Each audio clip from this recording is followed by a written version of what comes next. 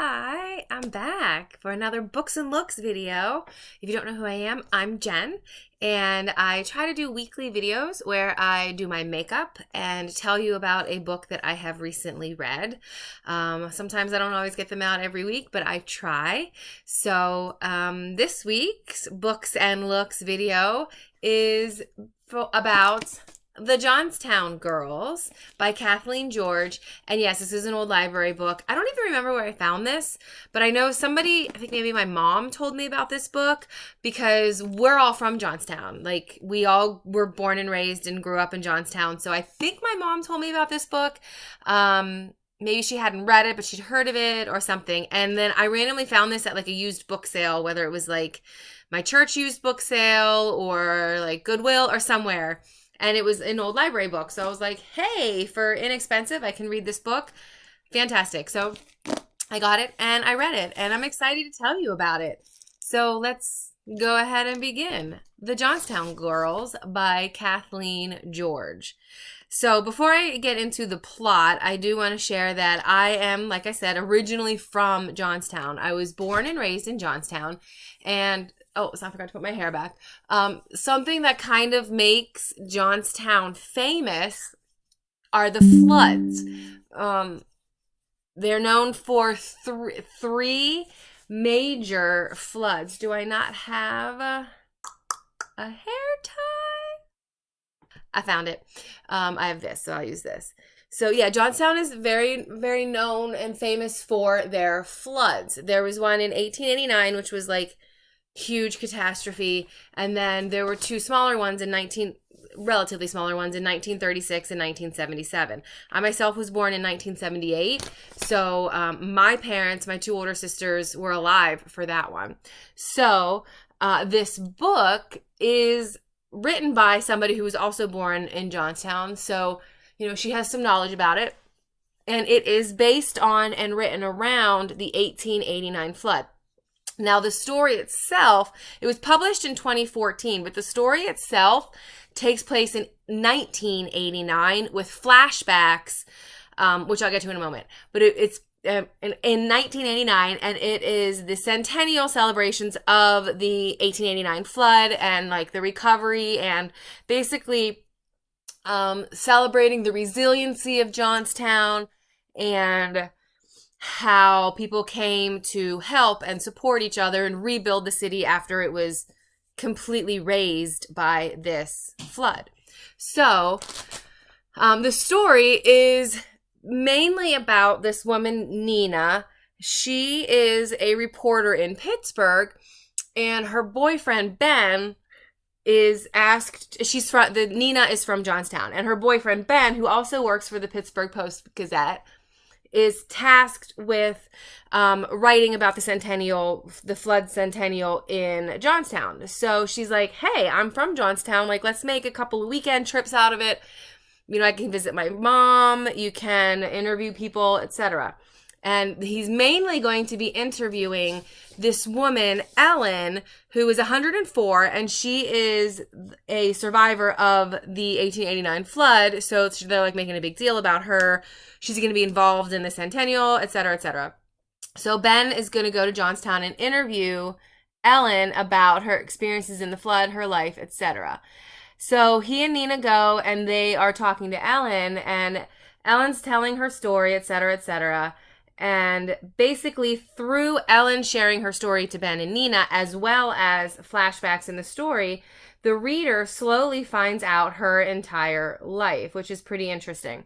So first and foremost, the main driving point of the plot is that Ellen was a twin, and she and her twin sister and then her older brother and her mom and dad were in Johnstown during the 1889 flood, and she was almost 4 years old when the flood hit, and she lost her entire family in the flood.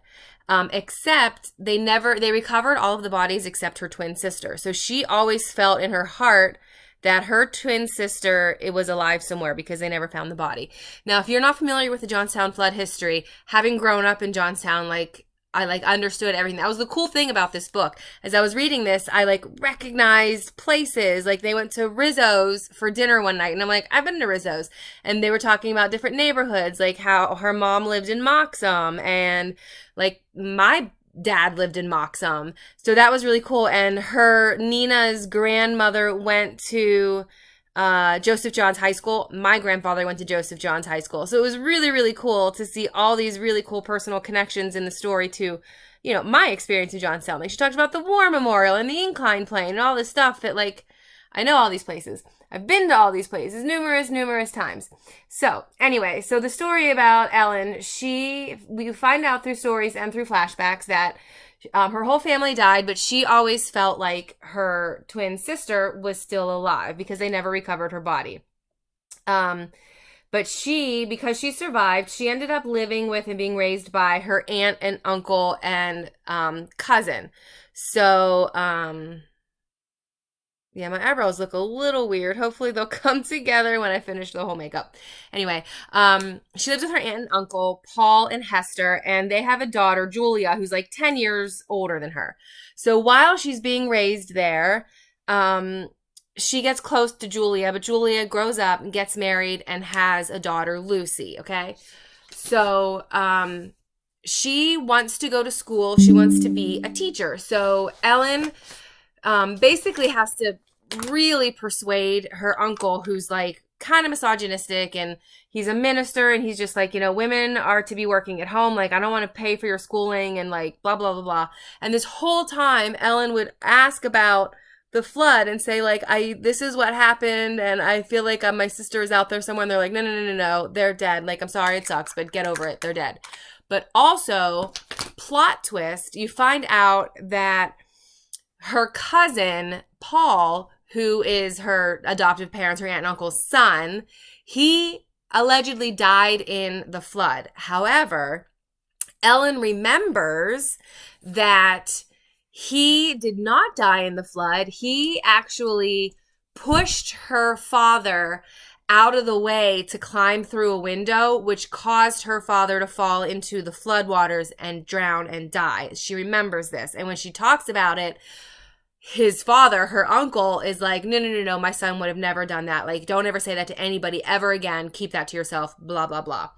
So, like, that's a whole thing. So here she's being interviewed now for the centennial, and she actually says to Ben and Nina, she's like, I guess since it's been 100 years and everybody's dead, it wouldn't be that big of a deal to finally tell my true story. Because she'd been interviewed before, you know, as the survivor of the flood, but she never told anybody. So she finally tells Ben, like, this is what happened. You know, we were floating on a mattress, and we came to, you know, we bumped into a building, and my cousin pushed my father out of the way, causing him to die. And then somebody eventually rescued me, which was fantastic, but they weren't able to rescue my sister. And like, I don't think she's dead. Like, I can feel it in my bones, blah, blah, blah, blah, blah. By the way, I'm going to be doing a water-themed eye makeup today since it's about the Johnstown floods, which is kind of funny because last week I did fire theme. So, you know, water, fire, it's fine. It's all good. So anyway, she is convinced that her twin sister is alive, but everybody's like, no, there's no way. Like, there were so many unrecovered bodies and so many unidentified bodies. Like, sorry, sweetie, she's probably not around. Well, she holds this. So here we are 104 years later. 100 years later, she's 104. She's being interviewed for the Pittsburgh Post-Gazette about her life, and she finally confesses, like, this, you know, this is what I remember. My cousin Paul didn't actually die. He ran away. He caused our deaths, blah, blah, blah, blah, and I still think my sister's alive. So Ben's like, oh, interesting. Like, this is a really interesting story. But Nina is, like, really into it. She feels like the same thing that Ellen does, like, yeah, there's a chance that her sister survived. So she starts doing her own investigating and like calling around and researching like at the time adoptions. But the problem is, you know, at that time, adoptions were not tracked or traced or anything like that. So she, like, everything she does is a dead end. And she doesn't tell anybody she's researching this because firstly, she feels like like, nobody's going to believe me. And like, why am I investigating this? But she feels compelled to. So she keeps investigating it. So anyway, also there's this side plot, like a little sub romance plot between Nina and Ben. Ben is actually still married. He's working his way towards divorce. They're separated. He's been living elsewhere. And so he's like dealing with that. And so there's this whole subplot with like Nina and Ben and how he has 2 kids and his wife is like, I don't know if I really want, his wife is the one who started the divorce. And then she's like, well, I don't know, maybe we should work at it. So Nina's like, Ben, yeah, you should really try to work on your marriage. So there's this whole little subplot with that romance. Not a fan of the romance. It was decent, but in my opinion, not necessary for the main plot with Ellen and her twin sister. I thought that story was plenty, and we did not need the side story with Ben at all. But it was, in fact, a side little subplot. So there was that going on, too. In the meantime, like I said, Nina feels compelled to research this more. Now, also throughout that whole storyline, every now and then the story changed to a woman named Anna. And of course, like, if you're a reader at all, like, even if you're not a huge reader, like, you're going to figure out Anna's the twin sister, right? So Anna, who's about to celebrate her 103rd birthday, so not 104, but I mean, again, like, when you find out, like, she was adopted and whatnot, so like they messed up her birthday, no big deal. But anyway, so side story, you find out Anna's life story as a completely separate timeline. But before we get into Anna's plot story, let me finish telling you a little bit about Ellen. So Ellen ended up going to college despite everybody, her uncle and aunt saying like, no, women aren't supposed to do that, blah, blah, blah, blah, blah. And she gets an education degree, but she doesn't get a job in education right away. Instead, she finds a job at a publishing company as an editor. She has a knack for it. And while she's there, she falls in love with and starts an affair with her boss, Arthur. So Arthur is married with some kids, and they have an affair for like years and years and years. And so she never gets married. But in the meantime, back home, if you recall, she has that cousin Julia who has a daughter named Lucy. Lucy gets pregnant at 16, and in like the 19 teens, like this is super frowned upon. So they actually ask Ellen if she would take the baby. First of all, they ask her to hide Lucy throughout the pregnancy. They don't ask her to take the baby.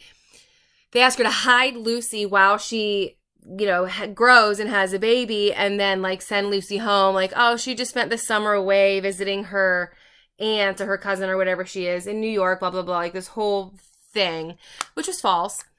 But when the baby's born, Ellen decides she wants it. So she ends up adopting the baby.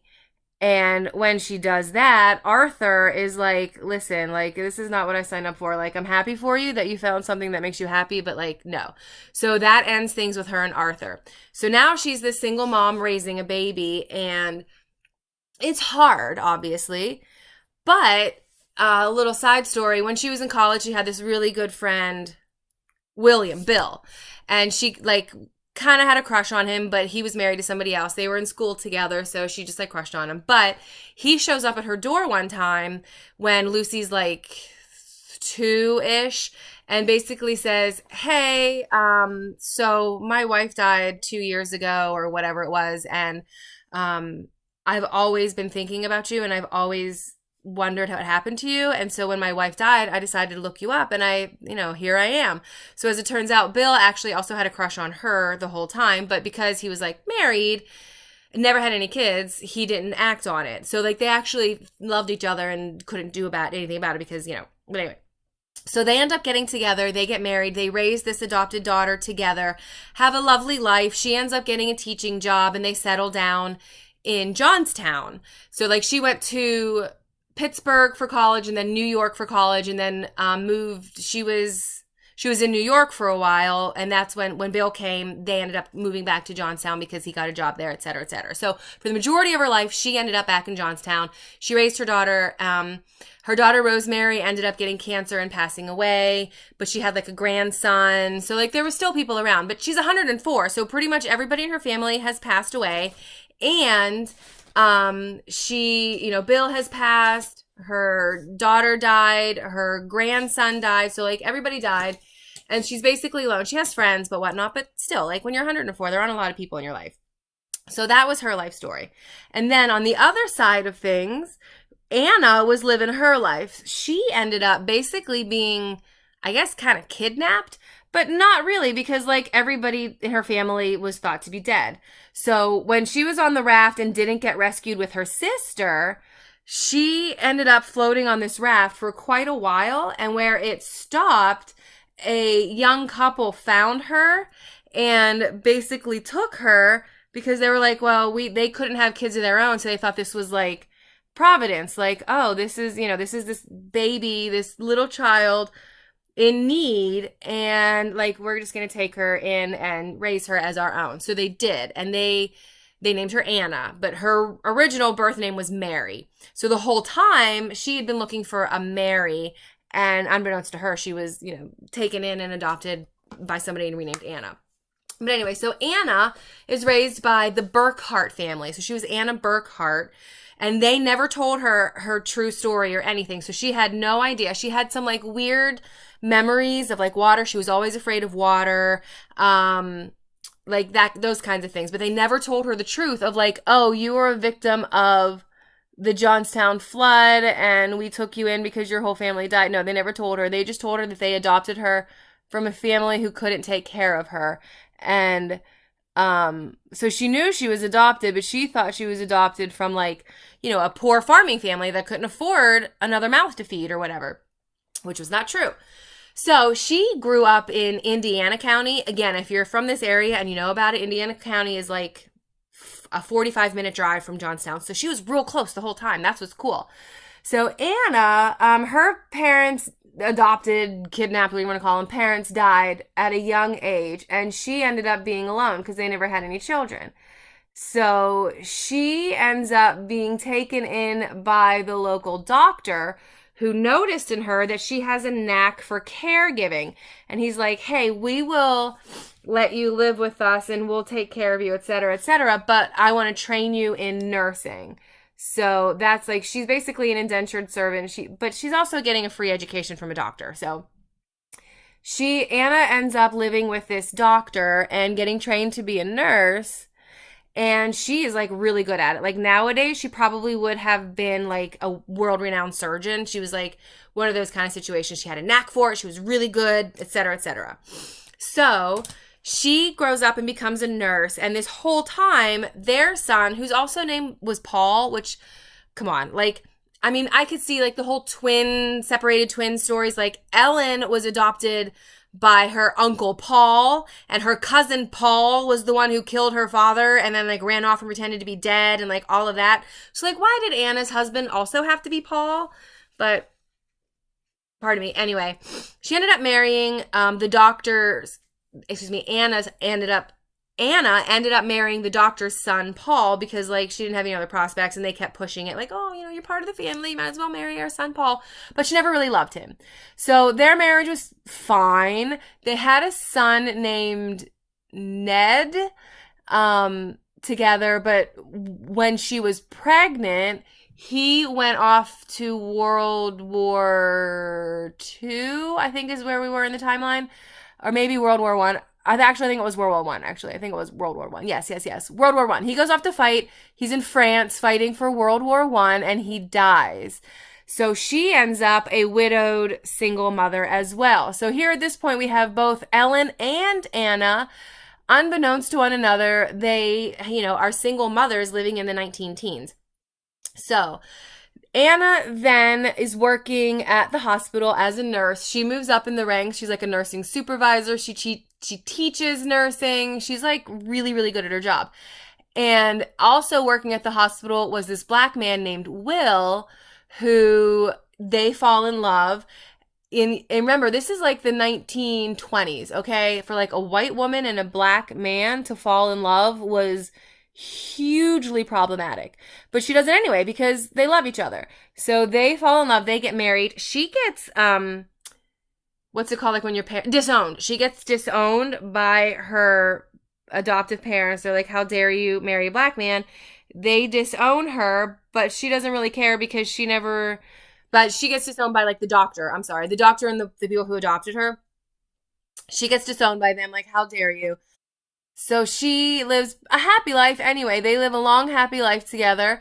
Eventually, her son dies in World War II. Will, her husband, also dies just like of old age.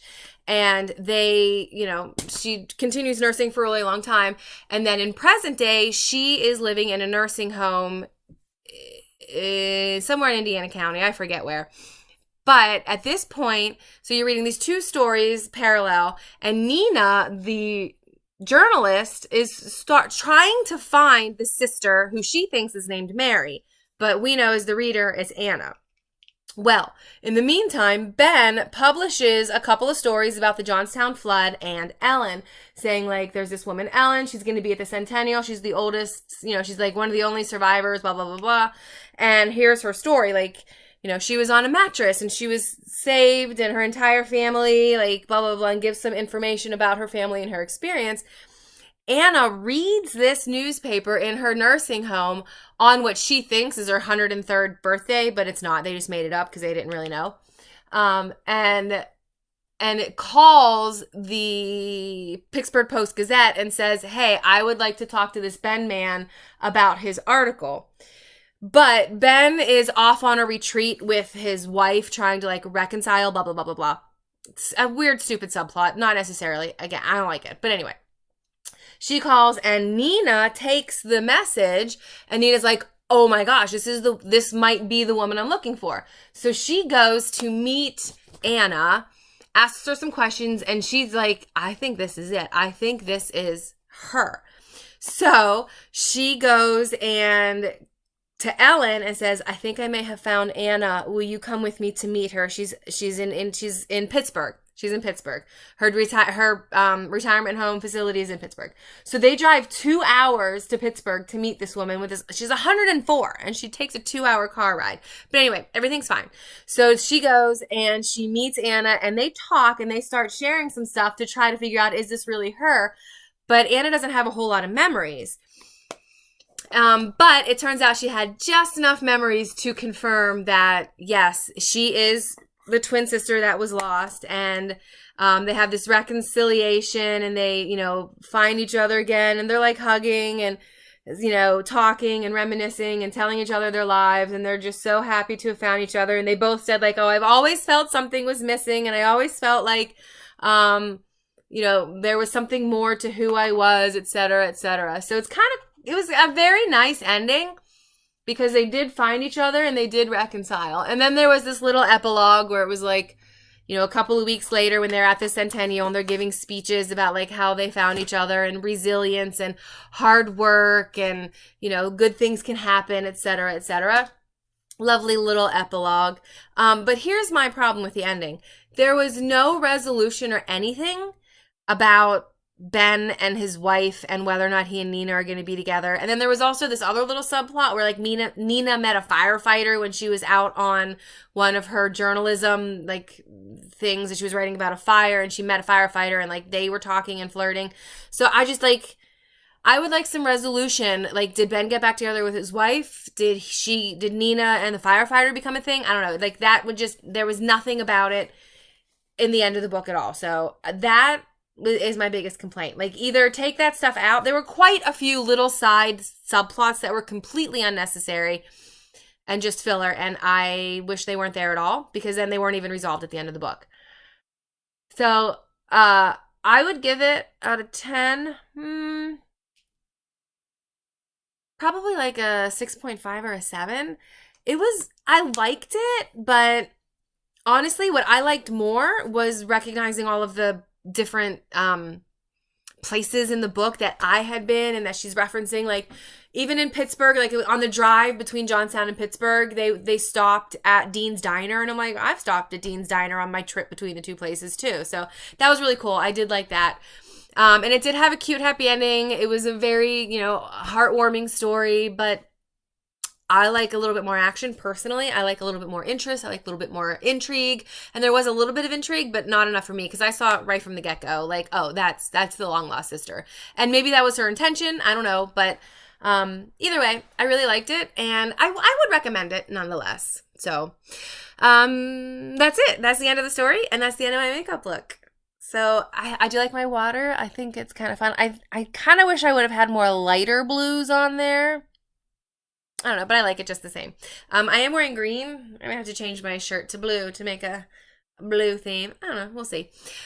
So, yeah. I hope you like the book. I hope you like my look. And I hope you come back for the next video that I make soon. I am probably going to read an Alan Gratz book. So, we'll see. You come back. Tune in again soon and see what I do next. And if you have any suggestions for books I can read, please add them in the comments below. And if you have any questions or comments about the story, I would very much like to chat with you in the comment section about if you've read it, if you know Johnstown, if you recognize any of the stuff, if you've ever been there.